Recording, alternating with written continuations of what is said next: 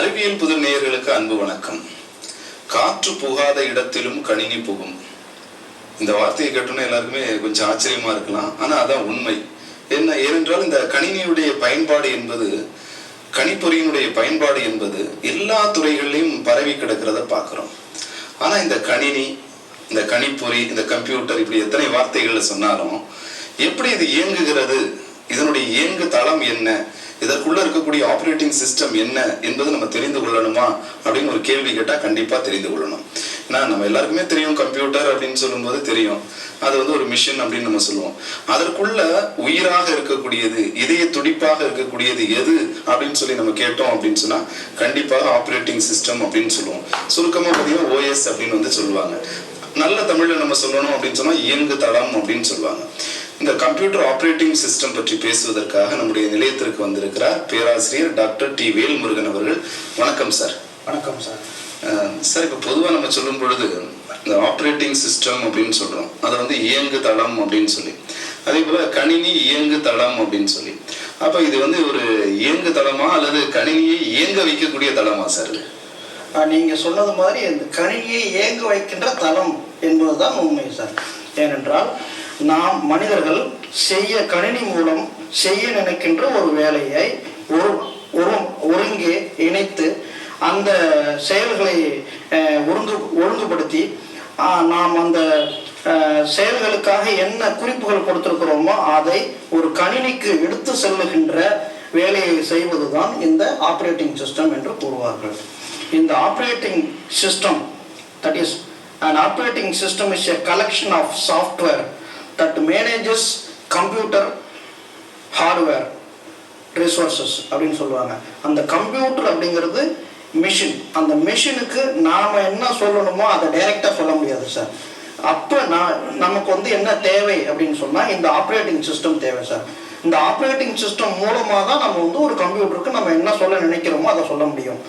So இந்த operating system இல்லைன்னா இந்த கம்ப்யூட்டர் என்ன அப்படின்னு சொன்னா வெறும் இரும்பு, ஒரு மெட்டல். அது அதுக்கு உயிர் கொடுக்கணும் அப்படின்னு சொன்னா அந்த ஆப்ரேட்டிங் சிஸ்டத்தை அந்த கணினி, அந்த மிஷின்ல நம்ம இன்ஸ்டால் பண்ணுவோம் சார். அதுதான் ஒரு, அதனாலதான் அந்த ஆப்ரேட்டிங் சிஸ்டம் அப்படிங்கிறது ஒரு முக்கியத்துவம் வாய்ந்ததாக ஒரு கணிப்பொறியை பொறுத்தவரை அமைகிறது. முக்கியத்துவம் அப்படின்னு சொல்லி முன்னெடுத்து வச்சிருக்கீங்க வார்த்தையை.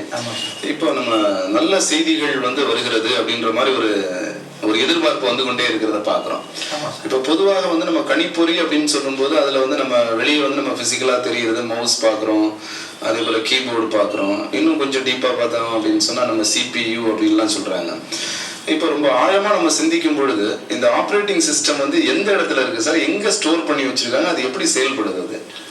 பொதுவாகவே ஆப்ரேட்டிங் சிஸ்டம் அப்படிங்கிறது தான் அந்த கணினியோட அடிப்படை பேஸ்.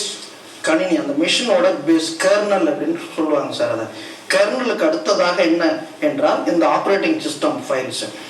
இந்த ஆப்ரேட்டிங் சிஸ்டம் ஃபைல்ஸ், அதாவது சிஸ்டம் சாஃப்ட்வேர்ஸ் அப்படின்னு கூட சொல்லுவாங்க. கணினியை பொறுத்த வரைக்கும் 2 வகையான சாஃப்ட்வேர்ஸ் இருக்கிறது. ஒன்று சிஸ்டம் சாஃப்ட்வேர், இன்னொன்று அப்ளிகேஷன் சாஃப்ட்வேர். இந்த ஆப்ரேட்டிங் சிஸ்டம் என்பது சிஸ்டம் சாஃப்ட்வேர். இது எதற்காக பயன்படுகிறது என்றால் அந்த சிஸ்டத்தை கண்ட்ரோல் செய்வதற்காக.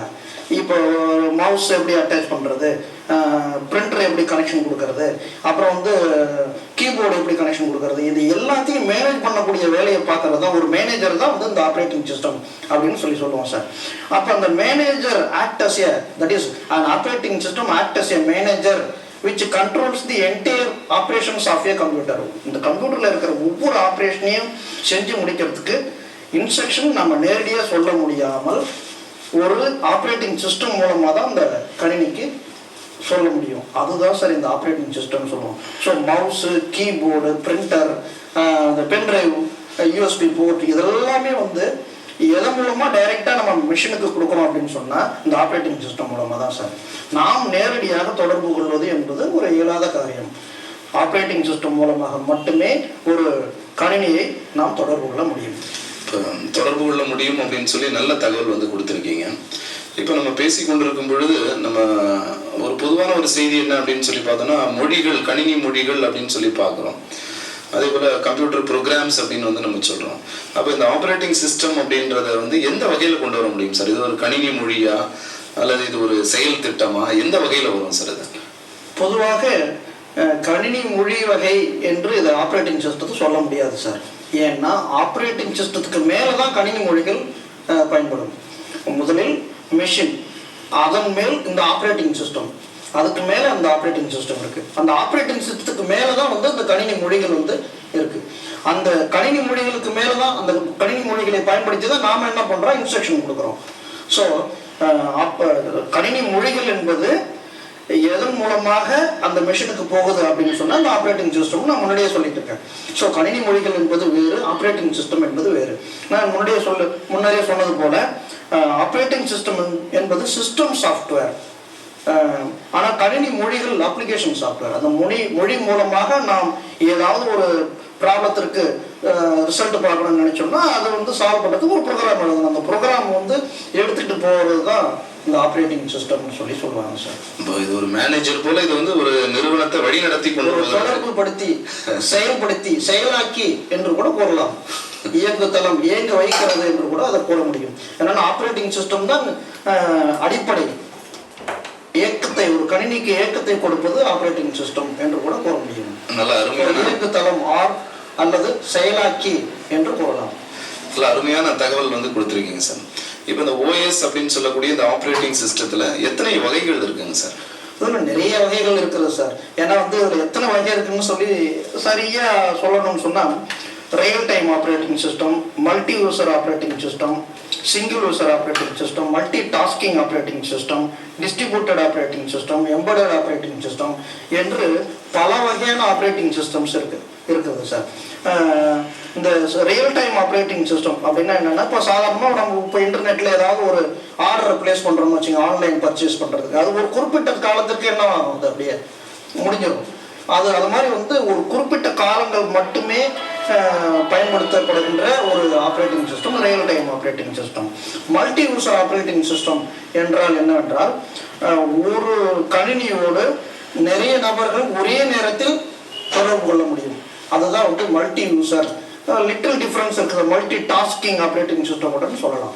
இது வந்து multi tasking multi user operating சிஸ்டம்னா ஒரே கணினியோடு ஒரே நேரத்தில் நிறைய மனிதர்கள் தொடர்பு கொள்ள முடியும் என்ற ஒரு நிலையில் இருக்கின்ற ஆப்ரேட்டிங் சிஸ்டத்துக்கு பேர் தான் வந்து இந்த multi user operating system sir.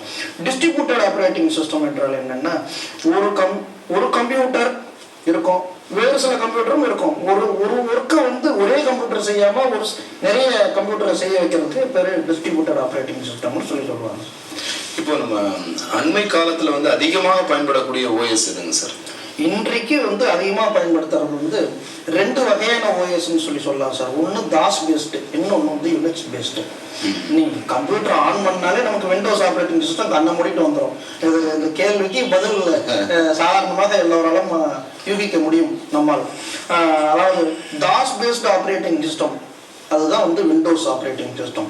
Unix based operating system, Unix based operating system என்பது தான் இந்த Linux open source operating system. இதெல்லாம் வந்து இருக்கு. யூனிக்ஸுங்கிறதும் ஒரு ஆப்ரேட்டிங் சிஸ்டம். தாஸ் என்றால் டிஸ்க் ஆப்ரேட்டிங் சிஸ்டம்.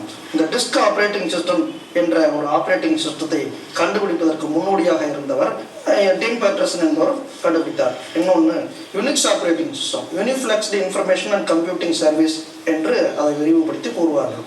இந்த யூனிக்ஸ் ஆப்ரேட்டிங் சிஸ்டத்தை கண்டுபிடிச்சது யாருன்னு சொன்னோம்னா, Dennis Rich and Ken Thompson. Dennis ரிச்சும் கேன் தாம்சனும் ஃப்ரெண்ட்ஸ். அவங்க ரெண்டு பேரும் தான் சார் இந்த யூனிக்ஸ் ஆப்ரேட்டிங் சிஸ்டத்தை கண்டுபிடிச்சாங்க. முதல்ல வந்து யூனிக்ஸ் ஆப்ரேட்டிங் சிஸ்டத்தை கண்டுபிடிச்சி அதுக்கப்புறம் சி லாங்குவேஜ் அந்த யூனிக்ஸ் ஆப்ரேட்டிங் சிஸ்டத்தில் டெவலப் பண்ணாங்க. அப்புறம் சியை கண்டுபிடிச்சி அந்த யூனிக்ஸ் ஆப்ரேட்டிங் சிஸ்டத்தை அதை டெவலப் பண்ணாங்க. அப்படி கூட சொல்லுவாங்க. சியிலேருந்து யுனிக்ஸ், யுனிக்ஸ்லேருந்து சி அப்படின்னு கூட அதை வந்து ஒரு விளையாட்டாக கூறுவதற்கு வாய்ப்பு இருக்கிறது. விளையாட்டாக இருந்தாலும் அதுக்குள்ள ஒரு மிகப்பெரிய ஒரு விஞ்ஞானம் உண்மை இருக்கிறது, மிகப்பெரிய ஒரு உண்மை இருக்கு அப்படின்னு சொல்லி பாக்குறோம் சார். இப்போ பொதுவாக வந்து இந்த ஓஎஸ் வந்து ஒவ்வொரு கம்ப்யூட்டருக்கு ஏற்ற மாதிரி அது மாறுபடுமா? அது நிச்சயமா மாறுபடும் சார்.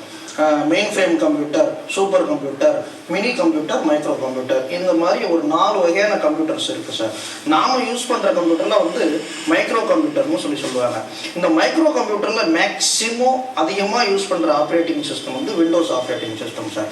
விண்டோஸ் ஆப்ரேட்டிங் சிஸ்டம் அப்படிங்கிறது வந்து தாஸ் பேஸ்டு நான் முன்னாடியே சொல்லியிருக்கிறேன். இந்த DOS based operating system Windows 2000க்கு முன்னாடி வரைக்கும் அது தாஸ் தான் மெயின், டிஸ்க் ஆப்ரேட்டிங் சிஸ்டம் தான் மெயினாக இருந்தது. 2000வது வருஷத்துக்கு அப்புறம் தான் வந்து அது தனி ஆப்ரேட்டிங் சிஸ்டமாக உருவாச்சு சார். ஆனால் யுனிக்ஸ் வந்து அதுக்கு முன்னாடியே வந்து டெவலப் ஆயிடுச்சு. யுனிக்ஸ் ஆப்ரேட்டிங் சிஸ்டத்தை பேஸ் பண்ணி இன்னைக்கு அதிகமாக பயன்படுத்துகிறாங்க. என்னன்னு சொன்னால் இந்த Linux operating system, open source operating சிஸ்டம்னு சொல்லுவாங்க சார். அதை ஃப்ரீயாக டவுன்லோட் பண்ணிக்கலாம், நம்மளே இன்ஸ்டால் பண்ணிக்கலாம் ஒரு கம்ப்யூட்டரில். அதை ஈஸியாக பயன்படுத்த முடியும், ஈஸியாகவும் புரிந்து கொள்வதற்கான வாய்ப்புகள் நிறையவே உள்ளன. இதுதான் சார் வந்து இந்த 2 முறை. இப்போ நம்ம பொதுவாக புரிந்து கொள்ளலாம் அப்படின்னு ஒரு வார்த்தை வந்து சொல்லியிருக்கீங்க. நிச்சயமாக வந்து எல்லாருமே வந்து கணினி பற்றிய அறிவு வந்து வளர்த்து கொள்ளணும், இன்னும் நிறைய விஷயம் தெரிந்து கொள்ளணும், புரிந்து கொள்ளணும் அப்படின்னு சொல்லி அந்த பாதையை நோக்கி போகிறத பார்க்குறோம். இப்போ ஓஎஸ் அப்படின்னு நம்ம சொல்லும் பொழுது இதனுடைய நம்ம அந்த தோற்றம் வளர்ச்சி அப்படின்னு சொல்லி ஒரு பார்வை வந்து ஒரு வரலாற்று ரீதியாக பார்க்குறோம் அப்படின்னு சொன்னால் இதனுடைய தோற்றம் எப்படி இருக்குது, இதனுடைய வளர்ச்சி நிலை எப்படி சார் இருக்குங்க? ஆப்ரேட்டிங் சிஸ்டம் அப்படின்னு சொன்னால் அதை ஒரு முறையில் தான் நாம் உருவாக்க முடியும் சார். அதில் ஒரு சில காம்போனன்ட்ஸ், ஃபங்க்ஷன்ஸ் அப்படின்னு சொல்லுவாங்க. ஆப்ரேட்டிங் சிஸ்டத்தை எப்படி உருவாக்குவது அப்படின்னு சொல்லி ஒவ்வொரு ஆப்ரேட்டிங் சிஸ்டத்துக்கும் ஃபங்க்ஷன்ஸ் இருக்குது சார், காம்போனன்ட்ஸ்னு சொல்லி. ஒரு காலத்தில் ஒரு மெத்தடில் ஒரு ஆப்ரேட்டிங் சிஸ்டம் கிரியேட் பண்ணியிருப்பாங்க. அதுக்கப்புறம் அதை டெவலப் பண்ணி அந்த வளர்ச்சி உருவாக அந்த ஆப்ரேட்டிங் சிஸ்டம் கண்டுபிடிக்கப்பட்ட ஆப்ரேட்டிங் சிஸ்டம் அவர் டெவலப் பண்ணுவாங்க. ஸ்டேஜ் பை ஸ்டேஜ் நிறைய டெவலப் பண்ணி அப்படியே இப்போ வந்து அதிகபட்சமாக விண்டோஸ் ஆப்ரேட்டிங் சிஸ்டமும் ஓப்பன் சோர்ஸ் ஆப்ரேட்டிங் சிஸ்டமும் பரவலாக பயன்படுத்தப்படுகின்றன. ஸோ இந்த வளர்ச்சி என்றால் காலகட்டத்திற்கு ஏற்ப ஒவ்வொரு ஸ்டேஜ் பை ஸ்டேஜாக அதை வந்து டெவலப் பண்ணி நிறைய இப்போ நல்லா யூஸ் பண்ணிகிட்டு இருக்கிறாங்க சார் இந்த ஆப்ரேட்டிங் சிஸ்டம். இதில் டாஸ் அப்படிங்கிறது single user operating system sir. யுனிக்ஸ்ங்கிறது மல்டி யூசர் ஆப்ரேட்டிங் சிஸ்டம்.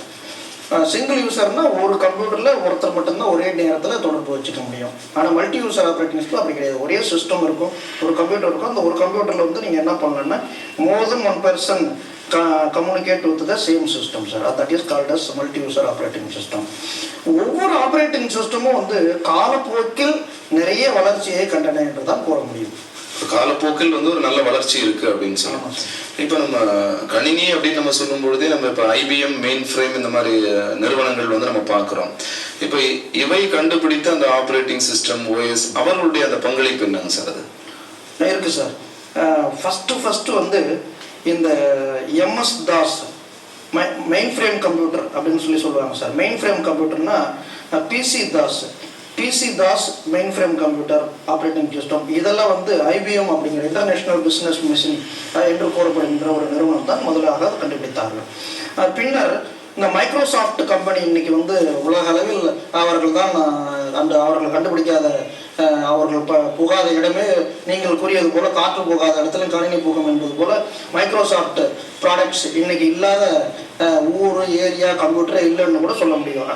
அந்த மைக்ரோசாஃப்ட் நிறுவனத்தில் எம்எஸ் தாஸ் அப்புறம் விண்டோஸ் அப்படின்னு 2 ஆப்ரேட்டிங் சிஸ்டம் இன்னைக்கு வந்து வெரி ஃபேமஸ்.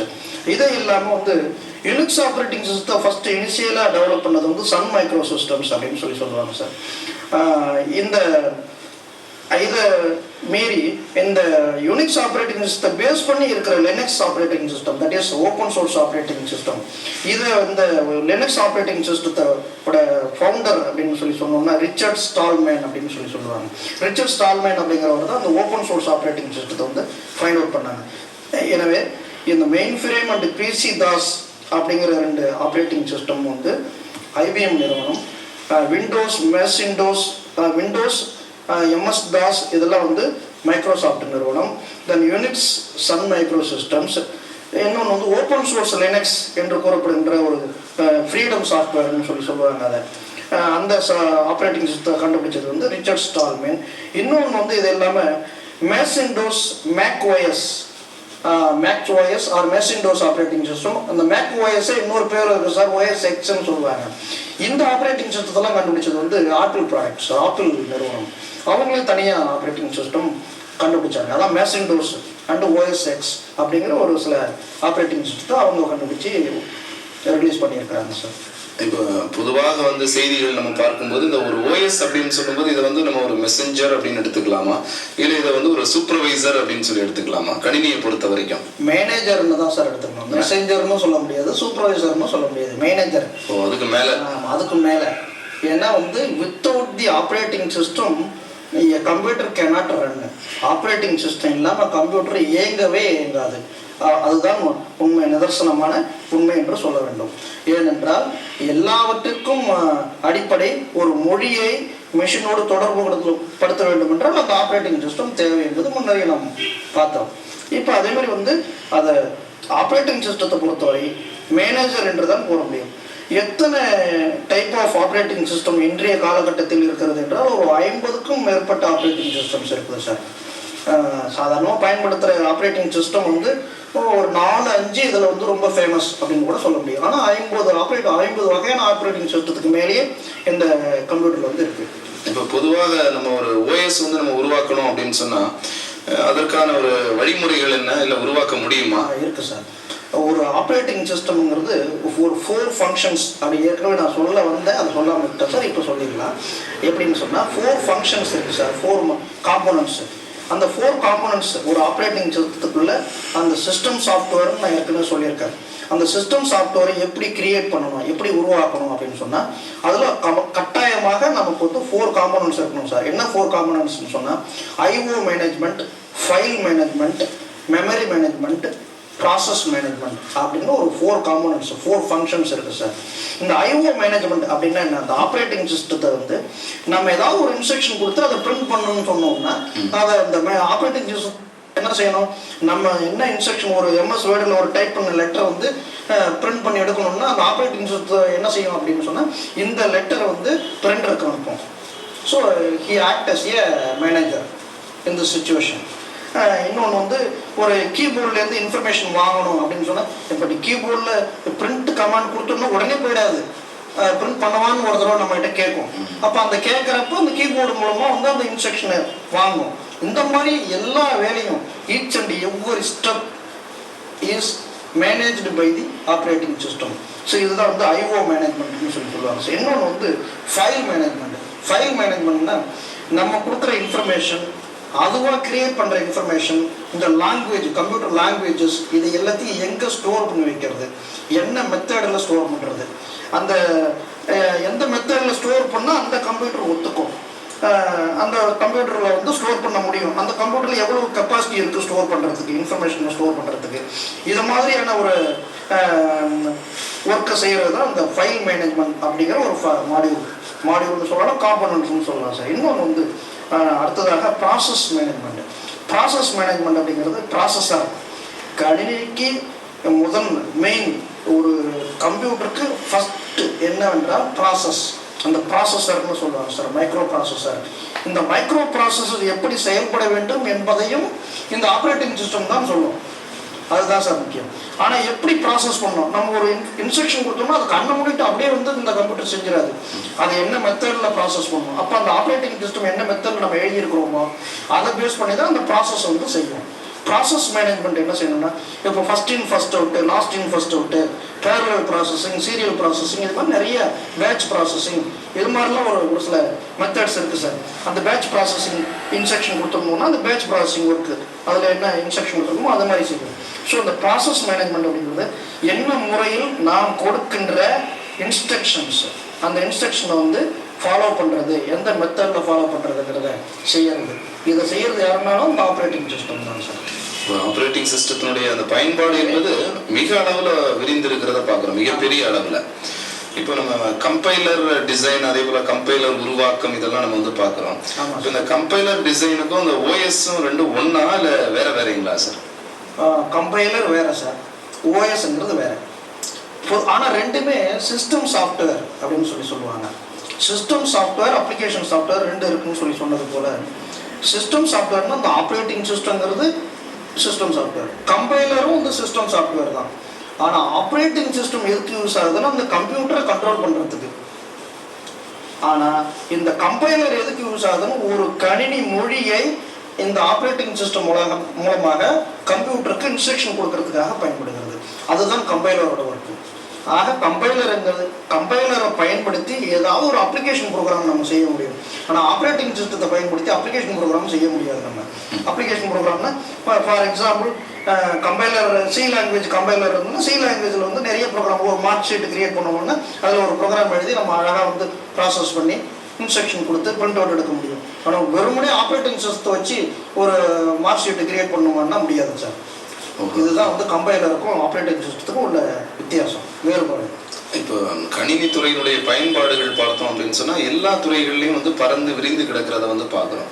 அது வந்து மருத்துவத்துறையாக இருக்கலாம் அல்லது இராணுவத்துறையாக கூட இருக்கலாம். இப்போ இன்றைக்கு வந்து மருத்துவத்துறையில் வந்து பார்க்கும்போது நம்ம அந்த ஸ்கேன் பண்ணக்கூடியது, அதே போல் நிறைய பல்வேறு வகையான ஸ்கேன் அந்த மாதிரி முறைகள் இருக்கிறத வந்து பார்க்குறோம். எக்ஸ்ரே ஸ்கேன் இது போன்ற பல்வேறு லெவலில் வந்து ஸ்கேனிங்லாம் இருக்குது, ப்ராசஸ் இருக்குது. அப்போ இதில் வந்து பயன்படக்கூடிய தொழில்நுட்பம், இதில் வந்து ஆப்ரேட்டிங் சிஸ்டம் இல்லை கணினி, இதற்கான தொடர்புகள் என்னங்க சார்? இதில் பொதுவாக மருத்துவத்துறைகளிலும் சரி, இல்லை வந்து சாதாரணமாக ஒரு டிடிபி சென்டரில் கூட வந்து ஒவ்வொன்றுக்கும் ஸ்கேன் பண்ணுறதுக்கும் ஒரு ஆப்ரேட்டிங் சிஸ்டம் இருக்குது. அது தனிப்பட்ட ஒரு முறை. அது அந்த ஆப்ரேட்டிங் சிஸ்டம் மட்டுமே, அந்த மிஷினுக்கு மட்டுமே ஒர்க் ஆகும். அந்த சாஃப்ட்வேர் இல்லாமல் இன்னைக்கு ஸ்கேன் பண்ண முடியுமான்னா நிச்சயமாக முடியாது. அந்த சாஃப்ட்வேரும் அந்த சிஸ்டம், அந்த ஆப்ரேட்டிங் சிஸ்டம் அந்த தனிப்பட்ட கணினிகளுக்காக, தனிப்பட்ட ஒரு மிஷினுக்காக பிரத்யேகமாக உருவாக்கப்படுகின்ற ஆப்ரேட்டிங் சிஸ்டம் அப்படின்னு தான் சார் சொல்ல முடியும். ஆனால் இப்போ ஜெராக்ஸ் மிஷின்லாம் ஜஸ்ட் ஒரு ஃபோட்டோஸ்டேட் காப்பி அப்படின்னு சொல்லுவாங்க, ஒரு காப்பி தான் எடுக்கும். அதில் வந்து தனிப்பட்ட ஆப்ரேட்டிங் சிஸ்டம் என்று ஒன்றும் கிடையாது. ஆனால் ஸ்கேன் பண்ணணும்னு சொன்னால் நீங்கள் கம்பல்சரி என்ன வேணும்னா அதுக்கு ஒரு சிறப்பு தன்மை வாய்ந்த ஒரு ஆப்ரேட்டிங் சிஸ்டம் தேவை. சிறப்பு தன்மை வாய்ந்த ஒரு ஆப்ரேட்டிங் சிஸ்டம் தேவை அப்படின்னு சொல்லியிருக்கீங்க. இப்போ பொதுவாக வந்து இன்றைக்கு வந்து நம்ம மொபைல் ஃபோன் அப்படின்னு சொல்லக்கூடிய அதனுடைய வளர்ச்சி என்பது எங்கேயோ போய் கொண்டு இருக்கிறத பார்க்குறோம். எங்கேயோ அப்படின்னு சொன்னால் ஒரு நல்ல நிலை நோக்கி, அதாவது மிக உயர்ந்த நிலையில் போய் கொண்டு இருக்கிறது. ஒரு மொபைலுக்குள்ளே வந்து பார்த்தீங்கன்னா கம்ப்யூட்டரில் எல்லா விஷயங்களுமே உள்ளடக்கிய ஒரு நிலையை வந்து நம்ம பார்க்குறோம். அப்போ இந்த மாதிரி அந்த மொபைல் தொழில்நுட்பம் அந்த வளர்ச்சி, அதில் வந்து ஓஎஸ்னுடைய பயன்பாடு, இது ரெண்டும் இணைத்து சொல்லுங்கள் சார். எப்படி மொபைல் தொழிலுக்கு வந்து தனியாக இப்போ வந்து ஆப்ரேட்டிங் சிஸ்டம் இருக்குது சார். அதுதான் மொபைல் ஆப்ரேட்டிங் சிஸ்டம் அப்படின்னு சொல்லுவாங்க sir. What is called as mobile operating system. இன்னைக்கு நாம் அன்றாடம் பயன்படுத்துகின்ற செல்ஃபோன், கைபேசி எல்லாமே வந்து அந்த மொபைல் ஆப்ரேட்டிங் சிஸ்டம் இல்லைன்னா பயன்படுத்த முடியாது சார். ஆண்ட்ராய்டு மொபைல் நீங்கள் யூஸ் பண்ணீங்கன்னு சொன்னாலே ஆட்டோமேட்டிக்காக ஆண்ட்ராய்டு ஆப்ரேட்டிங் சிஸ்டம் கம்பல்சரி வேணும். இப்போ ரீசெண்டாக ஜெல்லி பீன்ஸ் வெர்ஷன் கொடுத்துருக்குறாங்க ஆண்ட்ராய்டு மொபைல் ஆப்ரேட்டிங் சிஸ்டத்தில். ஸோ மொபைல் ஆப்ரேட்டிங் சிஸ்டம் என்பது ஒரு தனிப்பட்ட ஆப்ரேட்டிங் சிஸ்டம். அது வந்து இந்த மொபைல் ஃபோன் பயன்படுத்துவர்களுக்காக மட்டுமே மொபைல் ஃபோன் பயன்படுத்துவர்களுக்கு மட்டுமல்ல, பொதுவாகவே mobile operating system is the operating system that operates a smart phone, tablet PC, PDA என்று கூறப்படுகின்ற personal digital assistant and other digital mobile devices, then modern operating system. இது மாதிரி வந்து நிறைய கான்செப்ட்ஸ் இருக்குது sir. Wifi operating system, Bluetooth and infrared, இதுக்கெல்லாம் வந்து இந்த மொபைல் ஆப்ரேட்டிங் சிஸ்டம் ஃபெசிலிட்டி கொடுத்துருக்குறாங்க. ஸோ மொபைல் ஆப்ரேட்டிங் சிஸ்டம்ங்கிறது ஒரு வகையான ஆப்ரேட்டிங் சிஸ்டம்.